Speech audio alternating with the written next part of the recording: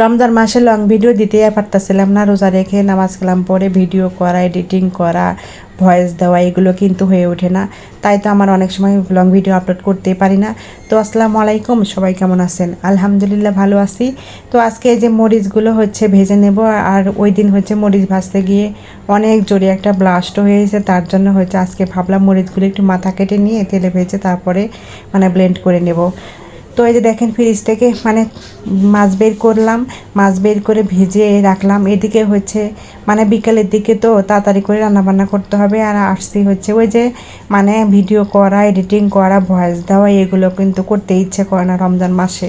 এদিকে দেখা যায় কি শরীরে অলসতা লাগে, তো ওইভাবে আর ভিডিও লং ভিডিও আপলোড করা হয়ে ওঠে না। তো আজকে ভাবলাম এইভাবে বসে থাকলে তো হবে না, লং ভিডিওগুলো ছাড়তে হবে।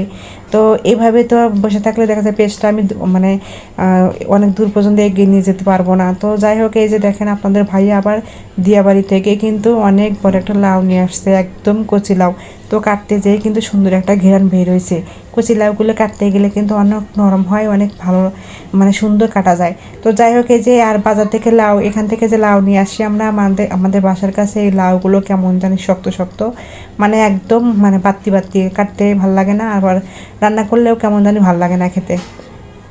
তো যাই হোক, আজকে যে শুটকি ভর্তা করব, তার জন্য যে পেঁয়াজ রসুন এগুলো ভেজে নিচ্ছিলাম, মরিচগুলো আগেই ভেজে নিয়েছি, আর বুটটা তো আগেই ভেজে নিয়েছি। তো দেখেন, এই যে মাছগুলো হলুদ লবণ দিয়ে মেখে রাখছিলাম, মরিচ দিয়ে এগুলো মেখে রাখছিলাম, তাতে সুন্দরভাবে হলুদ মরিচ লবণ এগুলো মাছের ভিতরে ঢুকে যায়। আর লাউ রান্না করার সময় কিন্তু আমি বেশিরভাগ সময় দেখা যায় কি কষিয়ে রান্না করা হয় মাছ, কিন্তু আমার ছেলে মেয়ে মাছ কষিয়ে রান্না করলে ওরা লাউ খেতে চায় না, এমনিতে লাউ খেতে চায় না। তাও ভাবলাম যে মাছগুলো ভেজে তারপর লাউ রান্না করব, তাহলে ওরা খাবে। তো যাই হোক, এই যে মাছ ভাজতে ভাজতে দেখি মাগরিবের আজানের সময় হয়ে গেছে। এরপর ভাবলাম মাছটা ভেজে রেখে দিই, তারপর তরকারিটা রান্না করব। তো এরপরে যে সবাই মিলে একসাথে ইফতারি খাবো, আজানও দিয়ে দেবে, তো তার জন্য এই যে ইফতারি রেডি করছি।